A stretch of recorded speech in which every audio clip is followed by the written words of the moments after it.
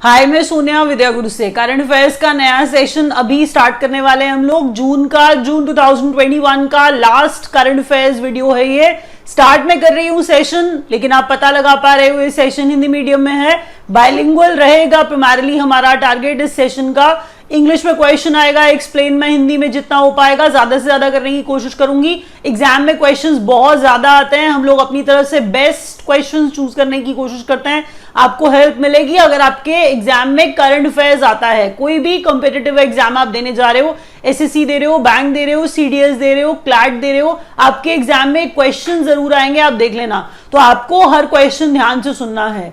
हर बार मैं बोलती हूं, एक वीडियो जब मैं डालूं तो आपको ये पता है, मुझे भी एक क्लियर अंदाजा होता है कि 50 से 60 नए इंपॉर्टेंट क्वेश्चंस मैं आपको एक वीडियो में पढ़ाती हूं। तो इसका मतलब अगर आप मेरे साथ आधा घंटा स्पेंड करो और आपको 50 to 60 इंपॉर्टेंट नहीं, मोस्ट इंपॉर्टेंट पॉइंट्स पढ़ने को मिल जाएं, मुझे लगता है इतना वर्थ करता है ये वीडियो कि आप पूरा वीडियो देखो। प्लीज सारा वीडियो देखिएगा, एफर्ट्स बहुत लगते हैं क्वेश्चन सेलेक्ट करने में। तो उम्मीद करूंगी मैं आप लाइक का बटन दबाओगे जरूर, शेयर अपने फ्रेंड्स के साथ करिएगा जो भी कॉम्पिटिटिव एग्जाम की तैयारी कर रहे हैं। चैनल को सब्सक्राइब अगर नहीं किया है विद्या गुरु के तो पक्का से सब्सक्राइब कर लीजिए, और साथ ही साथ जो बेल आइकॉन है उसे प्रेस कर दीजिएगा, तभी तो नोटिफिकेशंस आएंगे सभी एग्जाम रेलेवेंट वीडियोस के जब भी हम नया वीडियो अपलोड करेंगे तब। अगर आप इंग्लिश मीडियम का सेशन देखना चाहते हो, because there are students they look for complete English medium session, they can switch to that English medium session, that is also there in the playlist. That session, that complete English medium session is shot primarily for our students from South India, is shot primarily for our students from Northeast India, those who are unable to understand Hindi well. मैं पहले question से अब start करूंगी। अब आप super focused हो जाओगे और सारे क्वेश्चन मुझे याद करके बताओगे अच्छे बच्चे की तरह। पहला क्वेश्चन स्टार्ट करते हैं। देखिए पहला क्वेश्चन किस बारे में है। President of 14th session of COP, conference of parties, United Nation का कन्वेंशन टू कॉम्बैट, फाइट करना है डेसर्टिफिकेशन को। डेसर्टिफिकेशन मतलब फर्टाइल लैंड होती है, एक लैंड जो फर्टाइल है, जो डेजर्ट में कन्वर्ट होती जा रही है, डेजर्ट बनती जा रही है, तो लैंड का क्या हो रहा है, डेसर्टिफिकेशन हो रहा है, रेगिस्तान में कन्वर्ट होती जा रही है। तो हम क्या कहना चाह रहे हैं, प्रधानमंत्री मोदी इस 14वें सेशन के प्रेसिडेंट रहे। कौन सा session, conference of parties, United Nation का कन्वेंशन किसके लिए था, किस पे था, डेसर्टिफिकेशन के ऊपर था। अब जरा नीचे वाला पॉइंट पढ़िए और फिर समझिए कि ये जो 14th नंबर का है, देखिए जो 15वां सेशन जो होगा वो 2022 में होगा। यहां पर हम बात कर रहे हैं 2019 वाले जिसमें प्रधानमंत्री मोदी प्रेसिडेंट रहे थे। लोअर पॉइंट जब आप पढ़ोगे उसमें देखिए कि पीएम ने अभी हाल फिलहाल, आपको ये लगेगा जरूर कि 2019 वाला 2021 में मैम क्यों पढ़ा रही हैं, क्योंकि अभी हाल फिलहाल में मतलब एक कॉन्फ्रेंस, एक डायलॉग हुआ जिसको प्रधानमंत्री मोदी ने अटेंड किया है। प्रेसिडेंट रहे थे वो लास्ट सेशन के, 14वें नंबर के सेशन के, उसी हैसियत से उन्होंने क्या किया है, इस डायलॉग को अटेंड किया है। नीचे लिखा है कि पीएम ने अटेंड किया है एक हाई लेवल डायलॉग। किसके ऊपर था ये डायलॉग, डेसर्टिफिकेशन के ऊपर था, लैंड डिग्रेडेशन के ऊपर था और ड्राउट के ऊपर था, मतलब ड्राउट सूखा पड़ना हम कह रहे हैं उसके ऊपर था। नेक्स्ट क्वेश्चन देखिए किस बारे में। अब इनॉग्रल वर्ड आ गया, इसका मतलब कोई चीज अपने तरह की पहली, तो हम कह रहे हैं inaugural ICC World Test Championship winner. India को हरा करके न्यूजीलैंड जो है, इंडिया को हरा करके न्यूजीलैंड जो है इस inaugural ICC World Test Championship को जीत गया। इनॉग्रल का मतलब पहला है, याद रखिएगा। वेन्यू साउथहैम्पटन इंग्लैंड था, वेन्यू क्या था इसका, साउथहैम्पटन इंग्लैंड था इसका वेन्यू, जहां पर ये टेस्ट जो था खेला गया था। न्यूजीलैंड के captain, man of the match अब यहां पे इंपॉर्टेंट हो जाएंगे क्योंकि अपनी तरह का पहला था। ऐसे क्वेश्चन पूछे जाते हैं, आपको पता है जो मैं पढ़ा रही हूं वो सुपर इंपॉर्टेंट और रेलेवेंट है। तो न्यूजीलैंड के कैप्टन है केन विलियमसन।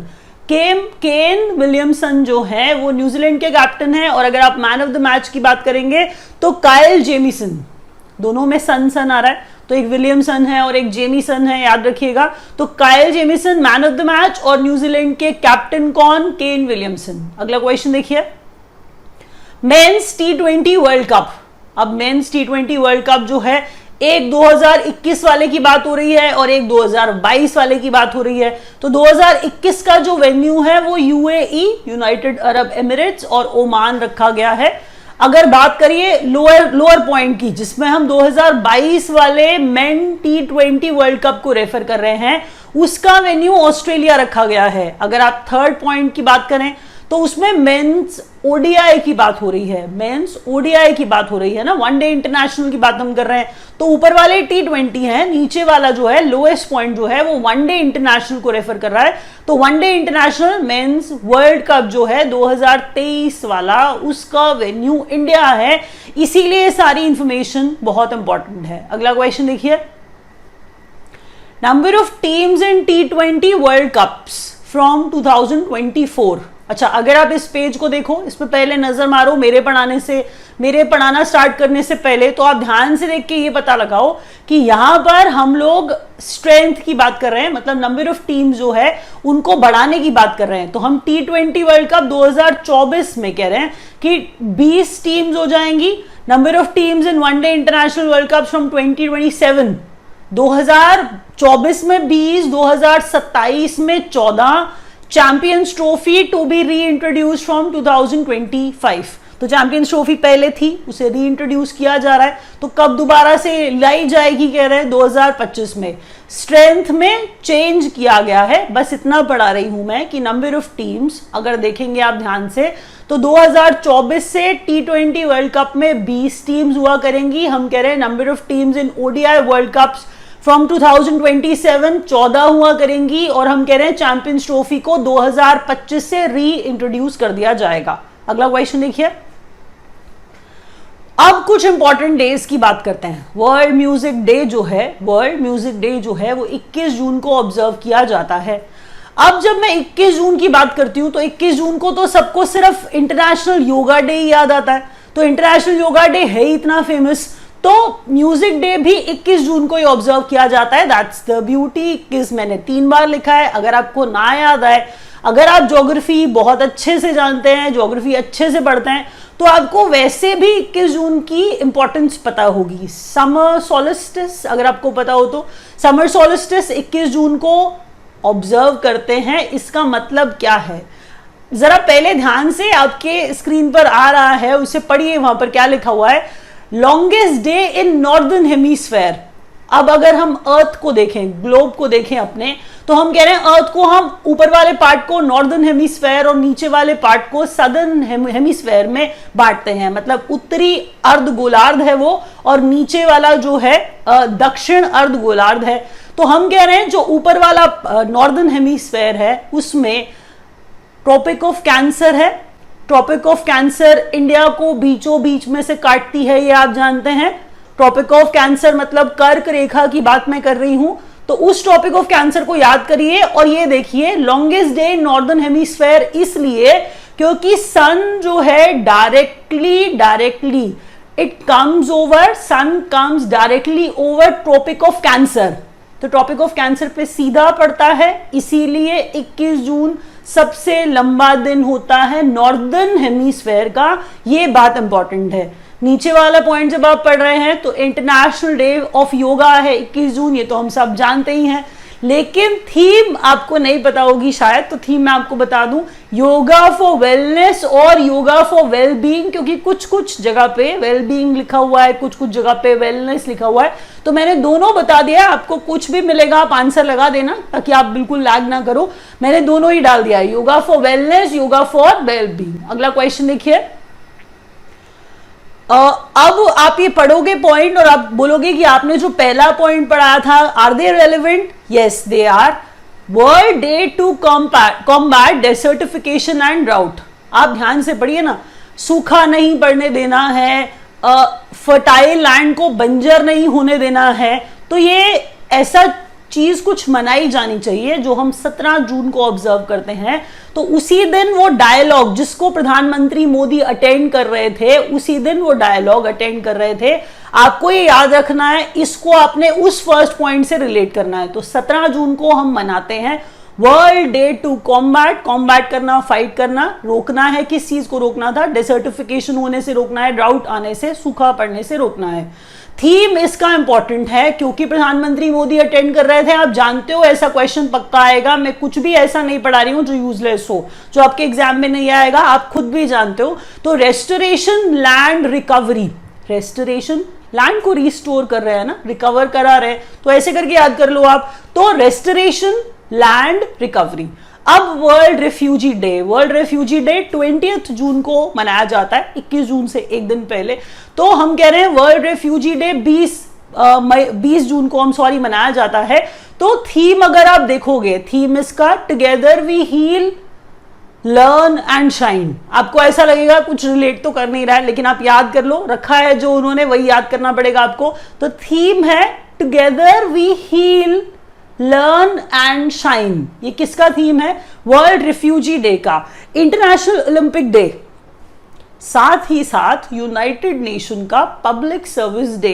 ध्यान से सुनिएगा मैं क्या कह रही हूं, इंपॉर्टेंट है। 23 जून को ऑब्जर्व करते हैं दोनों ही। पहला सुनिए, international Olympic day, Olympic day और साथ ही साथ यूनाइटेड नेशन का पब्लिक सर्विस डे, दोनों ही 23 जून को ऑब्जर्व किए जाते हैं। अब अगला क्वेश्चन देखिए। अब हम पब्लिक सेक्टर बैंक्स की कुछ बात कर रहे हैं। क्या बात कर रहे हैं एक बार पढ़ लीजिए, बहुत ज्यादा नहीं है और बहुत डिफिकल्ट भी नहीं है, लेकिन ऐसा क्वेश्चन हर एग्जाम में आने की पॉसिबिलिटी है। सिर्फ बैंक के पॉइंट ऑफ व्यू से मत पढ़िएगा प्लीज, मैं रिक्वेस्ट कर रही हूं। सारे क्वेश्चन आपने पढ़ लिए और आपने कहा अब ये तो एसएससी में आ जाएंगे, सीडीएस में आ जाएंगे, शायद एक क्वेश्चन आपने कॉर्नर कर दिया और वो क्वेश्चन आ गया तो प्रॉब्लम हो जाएगी। हर एग्जाम में आ सकता है क्वेश्चन, ध्यान से पढ़िए। Public sector banks to provide unsecured loans, काफी लोन्स दिए जा रहे हैं, आपको पता है। तो for COVID treatment up to, public sector banks, COVID अभी चल रहा है आप जानते हैं, तो कोविड के ट्रीटमेंट के लिए 5 लाख रुपए तक का पब्लिक सेक्टर बैंक जो है अनसिक्योर्ड लोन्स दे रहे हैं। मिनिमम जो वैल्यू है, देखिए अगर 5 लाख तक बोला है, मैंने तक बोला है, तो इसका मतलब मैं आपको इतने तक का मतलब मैक्सिमम बोल रही थी ना, तो कुछ उसका मिनिमम भी तो होगा। आप कहो मुझे 10,000 का लोन दे दो, नहीं देंगे वो, क्योंकि वो कह रहे हैं मिनिमम वैल्यू 25,000 रखी है हमने और मैक्सिमम आपको ट्रीटमेंट के लिए 5 लाख तक का लोन हम दे सकते हैं। मिनिमम ड्यूरेशन मैक्सिमम जो ड्यूरेशन है इसकी रखी है, पे भी तो करेंगे ना आप, तो मैक्सिमम ड्यूरेशन जो इसकी रखी है 5 साल रखी है। बिजनेस लोन भी एमएसएमईज को, मतलब देखिए बिजनेस लोन जो है सेटअप करना है, सपोज एक हेल्थ केयर फैसिलिटी आपको सेटअप करनी है, आपको बिजनेस लोन की जरूरत है, तो बिजनेस लोन भी देंगे, बिजनेस हेल्थ केयर फैसिलिटीज को बिजनेस लोन देंगे। सेटअप करने के लिए नया 100 करोड़ तक का इसमें लोन देने की बात कर रहे हैं और इसका जो मैक्सिमम ड्यूरेशन रखा है वो 10 साल रखा है। तो ये सारा का सारा कोविड रिलीफ मेजर्स है जिसमें खूब सारा भर भर के लोन दिया जा रहा है। अगला क्वेश्चन देखिए, United Nations development programme appraisal lauds, praise किया है, लॉर्ड किया है, अपलॉड किया है। मैंने क्या कहा? लॉर्ड करना, अपलॉड करना, प्रेज करना, अप्रिशिएट करना। ऐसा क्वेश्चन क्यों आएगा? आप ये सोचो ना, अगर कोई आपसे ये पूछ ले कि यूनाइटेड नेशंस डेवलपमेंट प्रोग्राम अभी कुछ अप्रिशिएट कर रहा था, कुछ प्रेज कर रहा था, किसी चीज को लॉर्ड कर रहा था, तो आप क्या बोलोगे? एस्पिरेशनल डिस्ट्रिक्ट्स प्रोग्राम को लॉर्ड कर रहा था, उसकी प्रेज कर रहा था। अब ये एस्पिरेशनल डिस्ट्रिक्ट्स प्रोग्राम जो है, इसको डिस्ट्रिक्ट प्रोग्राम जो था, इसको 2018 में लॉन्च किया गया था और ये 112 मोस्ट बैकवर्ड डिस्ट्रिक्ट्स 28 स्टेट्स के कवर करता है। दोबारा सुनिए, अगर क्वेश्चन एग्जाम में आ जाए कि एडीबी, या तो देखिए उसका फुल फॉर्म भी पूछा जा सकता है, क्वेश्चन तो ये भी आ सकता है कि एस्पिरेशनल डिस्ट्रिक्ट्स प्रोग्राम जो है अभी हाल फिलहाल देखिए इसे अप्रिशिएट किया है, तो सीधी बात है क्वेश्चन आने की पॉसिबिलिटी है ना।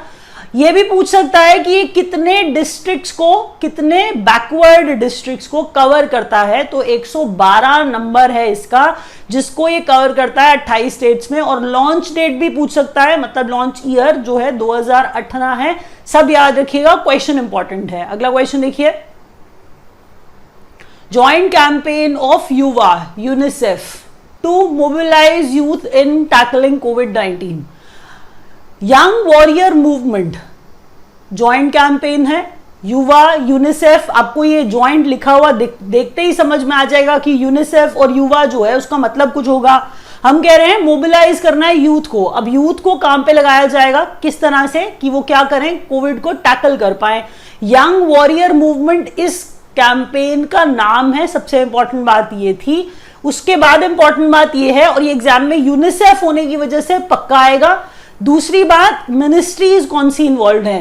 हेल्थ एंड फैमिली वेलफेयर तो हर हाल में होगा ही होगा, क्योंकि कोविड की बात हो रही है, हेल्थ एंड फैमिली वेलफेयर हर हाल में होगा। दूसरा youth affairs and sports ministry, youth वाली, क्योंकि यंग लोगों को अवेयर कराया जा रहा है, इसीलिए यूथ अफेयर्स जो है एंड स्पोर्ट्स मिनिस्ट्री भी इन्वॉल्व है। अगला क्वेश्चन देखिए, तो हम कह रहे हैं customise crash course programme for कोविड-19 फ्रंटलाइन वर्कर्स किसके अंडर, पीएम कौशल विकास योजना 3.0 के under.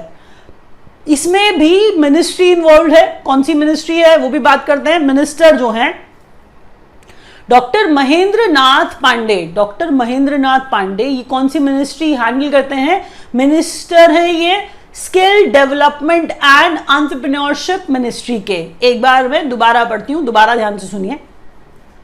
Customised crash course programme for कोविड-19 फ्रंटलाइन वर्कर्स, हम जानते हैं कोरोना के समय में कितने फ्रंटलाइन वर्कर्स हैं, इनके लिए कस्टमाइज्ड क्रैश कोर्स प्रोग्राम किसके अंडर चलाया जा रहा है, तो प्रधानमंत्री कौशल विकास योजना 3.0 के तहत ये कस्टमाइज्ड क्रैश कोर्स प्रोग्राम चलाया जा रहा है। किनके लिए चलाया जा रहा है पूछ सकते हैं ना एग्जाम में, तो ये फ्रंटलाइन वर्कर्स के लिए चला रहे हैं। कौन सा किसके अंडर चला रहे हैं, तो पीएम कौशल विकास योजना के तहत चला रहे हैं 3.0। फिर कौन सी मिनिस्ट्री इन्वॉल्व है, तो skill development and entrepreneurship ministry. कौन मिनिस्टर हैं जो इसको हेड कर रहे हैं, तो डॉक्टर महेंद्र नाथ पांडे। ये सारी की सारी चीजें एग्जाम में पूछी जाएंगी, आपको पता है। अगला क्वेश्चन बढ़िए, Covid vaccination awareness campaign, Covid vaccination awareness campaign in rural and remote areas. Remote areas है मतलब फार फ्लंग एरियाज की बात हो रही है, गांव वाले इलाकों की बात हो रही है कि इनमें कोविड वैक्सीनेशन अवेयरनेस कैंपेन चलाया जाएगा। आप जानते हैं रूरल एरियाज में बहुत जल्दी लोग वैक्सीनेशन लगवाने के लिए तैयार नहीं हो रहे हैं, उनको रेजिस्ट कर रहे हैं, उनको रोक रहे हैं, उनसे लगवाना ही नहीं चाहते, राहत मिलना नहीं चाहते। तो कोविड वैक्सीनेशन अवेयरनेस कैंपेन जो है रूरल एरियाज में जान है तो जहान है, ये चलाया जाएगा। हम इसकी बात कर रहे हैं किस मिनिस्ट्री के तहत, मिनिस्ट्री ऑफ माइनॉरिटी अफेयर्स के तहत। विश्वास करिए अगर आपने क्वेश्चन पढ़ा नहीं है तो आप ऑप्शन देख के हंस दोगे, जिस ऑप्शन में आप हंसोगे वही आंसर होगा। इट साउंड्स फनी एक्चुअली, जान है तो जान है, आपको लगेगा कि ये लॉजिकल आंसर नहीं है, बट यही आंसर होगा उस क्वेश्चन का। आपको लगेगा नहीं कि ये कोई कैंपेन है। प्लीज सुनिए ध्यान से, जान है तो जहान है, कोविड वैक्सीनेशन अवेयरनेस कैंपेन है रूरल एरियाज के लिए, और मिनिस्ट्री ऑफ माइनॉरिटी अफेयर्स इसे चला रहा है। मिनिस्टर जो है माइनॉरिटी अफेयर्स के मुख्तार अब्बास नकवी है। अगला question, initiative to boost blue economy. Blue economy water economy की बात हो रही है, तो वाटर इकोनॉमी उस पॉइंट ऑफ व्यू से सोचिए, नाम है डीप ओशन मिशन इस इनिशिएटिव का, जो हम कह रहे हैं किसको बूस्ट करेगा, ब्लू इकोनॉमी को बूस्ट करेगा। इसका एक्सपेंडिचर, इसका आउटले जो है 4077 करोड़ है, एक साल का नहीं है, पूरे 5 साल का आपको बताया जा रहा है कि इस ब्लू इकोनॉमी को बूस्ट करने के लिए, इस ब्लू इकोनॉमी को इंकरेज करने के लिए 4077 करोड़ रुपए लगाए जाएंगे 5 साल में। एम क्या है, एक्सप्लोर करेंगे ओशन के रिसोर्सेस को, डेवलप करेंगे डीप सी टेक्नोलॉजीज को। ध्यान से सुनिएगा, डीप सी टेक्नोलॉजीज, एक्सप्लोर करेंगे ओशन के रिसोर्सेज को। अब अगर हम कुछ एक्सप्लोर करने जा रहे हैं और वहां पे ऑयल मिल जाता है तो वो क्या होगा, आपने एक्सप्लोरेशन किया है डीप सी में, आपको कुछ बेनिफिट हुआ, तो ये उस तरह का एक्सप्लोर करके उस पर ये खर्चा किया जाएगा। नोडल मिनिस्ट्री जो है इसके लिए, नोडल मिनिस्ट्री जो है, जो मिनिस्ट्री इसके पीछे है वो है मिनिस्ट्री ऑफ अर्थ साइंसेज। यहां पर थोड़ा क्वेश्चन अलग हो जाएगा और आपको सोचने में मजबूर कर देगा जब एग्जाम में अगर ये क्वेश्चन आ गया। देखिए वो सारा दे कि डीप ओशन मिशन है जिसका आउटले इतना है, लेकिन अगर आपको मिनिस्ट्री नहीं पता है तो एक इंपॉर्टेंट क्वेश्चन आपसे छूट जाएगा। मिनिस्ट्री ऑफ अर्थ साइंसेज है डीप ओशन मिशन के पीछे। अगला क्वेश्चन देखिए, national maritime heritage complex to come up at Lothal Gujarat. तो मैरीटाइम का मतलब हम सी वाली बात करने लग गए, तो मैरीटाइम हेरिटेज कॉम्प्लेक्स बना रहे हैं, नेशनल मैरीटाइम हेरिटेज कॉम्प्लेक्स बन रहा है, लोथल गुजरात में बन रहा है। क्वेश्चन इंपॉर्टेंट है, आप जानते हो। Minister of state independent charge for culture, culture ministry भी है ना हमारे यहाँ, तो उस पर कोई मिनिस्टर होंगे जो उसको हेड कर रहे होंगे। यहाँ पर इंडिपेंडेंट चार्ज वाले मिनिस्टर जो हैं वो है प्रहलाद पटेल। इंडिपेंडेंट चार्ज का मतलब होता है उनके ऊपर कोई और यूनियन मिनिस्टर नहीं है, वो इंडिपेंडेंटली उस मिनिस्ट्री को हैंडल कर रहे हैं। तो Prahlad Patel minister of culture है, minister of state for culture ministry है एक्चुअल में। लोएस्ट पॉइंट अगर आप पढ़ोगे यहाँ पर ministry of state independent charge for ports, shipping and waterways. देखिए मैरीटाइम है ना, मैरीटाइम है तो पोर्ट्स की बात, शिपिंग की बात, वाटरवेज की बात तो होनी ही थी। मिनिस्ट्री ऑफ कल्चर की बात तो हुई क्योंकि हेरिटेज था, प्लीज हेरिटेज था इसीलिए मिनिस्टर कल्चर वाले। अब मैरीटाइम है इसीलिए मिनिस्टर सी पोर्ट्स वाटरवेज वाले मनसुख मांडविया। प्लीज एक भी क्वेश्चन आप छोड़ नहीं सकते हो, 3 क्वेश्चन है आपकी स्क्रीन पर और मुझे पता है पक्का से याद कर लोगे तीनों। नेक्स्ट क्वेश्चन देखिए, इंडिया ने साइन किया है MOU, memorandum of understanding, climate change पर है ये, वेस्ट मैनेजमेंट पर है ये भूटान के साथ। क्लाइमेट चेंज पर, वेस्ट मैनेजमेंट पर भूटान के साथ इंडिया ने साइन किया है एक MOU। पोस्टेज स्टैंप एक रिलीज की है, क्या एक्चुअल में दिखा रही है ये पोस्टेज स्टैंप? जर्मनी के साथ हमारी 70वीं एनिवर्सरी, नहीं मतलब एनिवर्सरी का मतलब कुछ और मत निकालिए, तो 70th anniversary of diplomatic ties between India and Germany. तो इंडिया और जर्मनी के बीच में डिप्लोमेटिक जो टाइज है उनको 70 साल हो गए, उसको मार्क करते हुए एक पोस्टेज स्टैम्प जो है वो लॉन्च किया गया है। तो postage stamp release to mark 70th anniversary of diplomatic ties between India and Germany. Next question, चलिए नेक्स्ट क्वेश्चन देखिए। नेक्स्ट क्वेश्चन क्या है? Tele counselling for children impacted by कोविड-19 पैंडेमिक थ्रू संवेदना। अब संवेदना एक हेल्पलाइन समझ लीजिए आप इसे। टेली काउंसलिंग दी जाएगी उन बच्चों को जिन पे इम्पैक्ट हुआ है कोविड-19 पैंडेमिक का। आपको पता है कोविड के दौरान बच्चे भी परेशान थे, आप जानते हैं ये बात, तो उनको टेली काउंसलिंग दी जाएगी, संवेदना के थ्रू दी जाएगी। संवेदना का भी फुल फॉर्म है, इसीलिए मैंने इसे अपर केस में कैपिटल लेटर्स में लिखा है। नीचे जो बहुत बड़ा ऐसा फुल फॉर्म आ रहा है बिल्कुल वही है। तो इसमें आप इंपॉर्टेंट वर्ड्स जो है आसानी से जो याद कर सकते हैं वो मेंटल हेल्थ है, क्योंकि टेली काउंसलिंग दी जा रही है, बच्चों को काउंसलिंग दी जा रही है, तो मेंटल हेल्थ जो है वो वाला पार्ट आप याद कर पाओगे। बहुत बड़ा है, इस वीडियो को खत्म करते करते तक याद नहीं होगा मुझे पता है। 4-5 बार 4-5 दिन लगातार पढ़िए, एग्जाम में आने की पॉसिबिलिटी बहुत ज्यादा है, इसीलिए मैंने डाला है sensitising action on what, on mental health. तो ये यहां तक आपको याद हो जाएगा क्योंकि M मेंटल हेल्थ जो है वो यहां पर रिप्रेजेंट कर रहा है। तो sensitising action on mental health, V से वल्नरेबिलिटी है, थ्रू E से इमोशनल, ED इमोशनल डेवलपमेंट है, और बाद में नेसेसरी एक्सेप्टेंस है, NA क्या है? नेसेसरी एक्सेप्टेंस है। प्लीज याद रखिएगा, अगर कोई ये पूछे क्वेश्चन की संवेदना किससे रिलेटेड है, तो एक हेल्पलाइन है, बच्चों को क्या देगी? टेली काउंसलिंग देगी जिन पर कोविड-19 का इंपैक्ट हुआ है। अगला क्वेश्चन देखिए, India expand cyber security cooperation with Australia.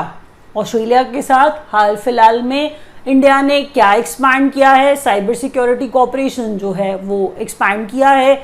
India और थाईलैंड के बीच में एक कॉरपैट, मतलब कोऑर्डिनेटेड पेट्रोल, कॉरपैट का फुल फॉर्म है कोऑर्डिनेटेड पेट्रोल, जो है पेट्रोल वो विजिल करने वाला पेट्रोल है, तो coordinated patrol held in Andaman sea exercise है। हम कह रहे हैं कोऑर्डिनेटेड पेट्रोल इंडिया और थाईलैंड के बीच में कॉरपैट हुआ है। कहां पर हुआ है? वेन्यू हमेशा इंपॉर्टेंट होता है, अंडमान सी में हुआ है। इंडिया ने साइन किया है 3-year work programme for cooperation in agriculture with Israel.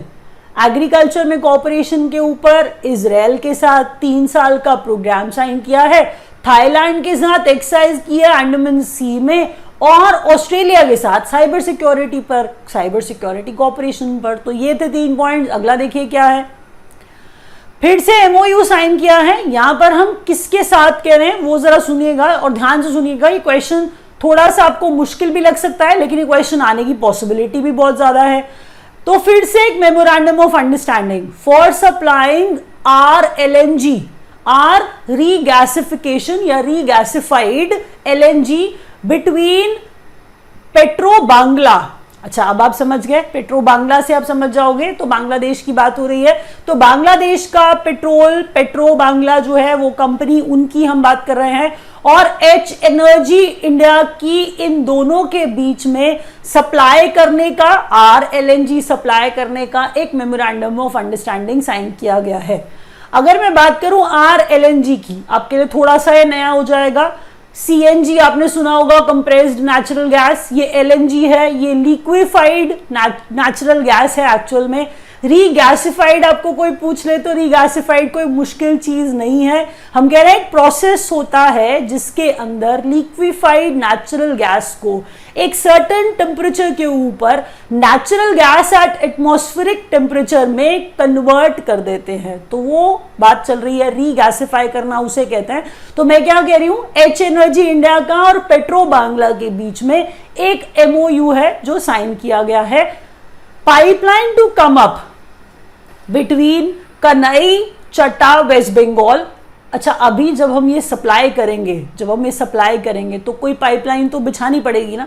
तो पाइपलाइन जो बिछा रहे हैं वो वेस्ट बंगाल से बांग्लादेश के बीच में ही बिछेगी, क्योंकि इंडिया और, मतलब वेस्ट बंगाल और बांग्लादेश नहीं, मतलब इंडिया और बांग्लादेश के बीच में बिछेगी। तो इंडिया में वेस्ट बंगाल कनई छट्टा से श्री रामपुर बांग्लादेश तक ये लाइन, ये पाइपलाइन जो है बिछाई जाएगी। अगला क्वेश्चन देखिए, world's first exclusive green rating system for, world's first exclusive green rating system for Mumbai Ahmedabad bullet train.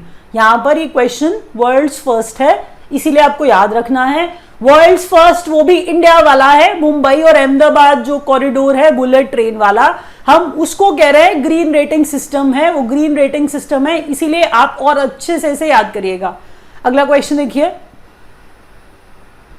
Trilateral meeting है तो 3 देश होंगे, तो ट्राई 3 है, trilateral meeting on Indo Pacific stability among, Indo Pacific region में स्टेबिलिटी को discuss करते हुए, ट्राइलैटरल मीटिंग करते हुए 3 देश, India, Italy and Japan, India, Italy and Japan, trilateral meeting किसके ऊपर, इंडो पैसिफिक रीजन में स्टेबिलिटी लाने के लिए। अगला क्वेश्चन देखिए, Brazil, Russia, India, China, South Africa, BRICS foreign ministers का मीट, फॉरेन अफेयर्स मिनिस्टर का मीट, जिसे इंडिया ने होस्ट किया। ज्यादातर देखिए ऐसा ही होगा ना, जो चेयर कर रहा होगा ब्रिक्स को, करंट चेयर अभी इंडिया है तो वही होस्ट कर रहा है। वर्चुअली होस्ट करेंगे, अभी पॉसिबल नहीं है किसी के लिए भी फिजिकली होस्ट करना, बहुत ज्यादा ऐसी चल नहीं रहा है होस्ट, इसीलिए ऐसे बोल रही हूं। तो वर्चुअली होस्ट किया है इंडिया ने, चेयर कौन कर रहा था, इंडिया, और एक्सटर्नल अफेयर्स मिनिस्टर हमारे हैं S जयशंकर।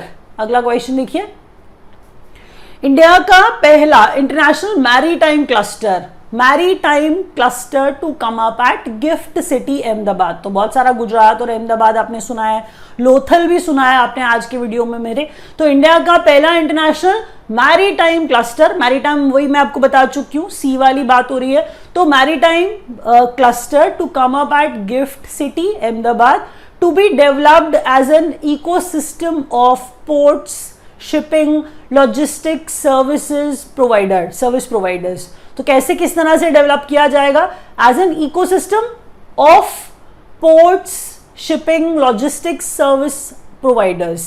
नेक्स्ट क्वेश्चन देखिए, $500 million World Bank programme to boost India's MSME sector. एक प्रोग्राम है, नाम हम कह रहे हैं रैम्प है, नाम क्या है, रैम्प है, कैपिटल लेटर्स में लिखा है, तो आप समझ गए हो कि अब कोई फुल फॉर्म में पक्का आपको सुनाने वाली हूं। तो 500 मिलियन जो है वो $500 million हैं। तो वर्ल्ड बैंक का एक प्रोग्राम है जिसको हम रैम कह रहे हैं, बूस्ट क्या कर रहे हैं, ये इंडिया के MSME सेक्टर को बूस्ट करने की बात कर रहे हैं, उनको इंकरेज करने की बात कर रहे हैं। रेजिंग एंड एक्सेलरेटिंग, एक्सेलरेट करना, बढ़ाना, स्पीड अप करना। तो raising and accelerating micro, small, medium enterprise performance. Raising and accelerating RA हो गया है, एमएसएमई हो गया है। एम क्या हो गया है? एमएसएमई हो गया है, माइक्रो स्मॉल मीडियम एंटरप्राइज ही हो गया ना। और पी क्या है? परफॉर्मेंस है। कितनी आसानी से याद हो गया। तो रैम्प याद रख लीजिएगा कि रैम्प है वर्ल्ड बैंक का प्रोग्राम इंडिया के एमएसएमई के लिए, जिसमें वो $500 मिलियन की बात कर रहा है। अगला question, number 1 bank on Forbes India list of world's best bank. अब वर्ल्ड्स बेस्ट बैंक की लिस्ट में नंबर 1 बैंक जो है, number 1 bank Forbes India list of world's best bank DBS है, और DBS is headquartered in Singapore. ये याद रखिएगा पक्का से। हम कह रहे हैं number 1 bank on Forbes India list of world's best bank DBS है। और मैंने क्या कहा आपको, इसका हेडक्वार्टर कहां पर है? सिंगापुर में है। अगर आपको याद हो गया सब कुछ तो लाइक दबाएगा, नहीं याद हुआ दोबारा देख लीजिए। समझ आने में थोड़ा प्रॉब्लम हुआ तो आप इंग्लिश के सेशन पे भी स्विच कर सकते हैं। Thank you so much for watching.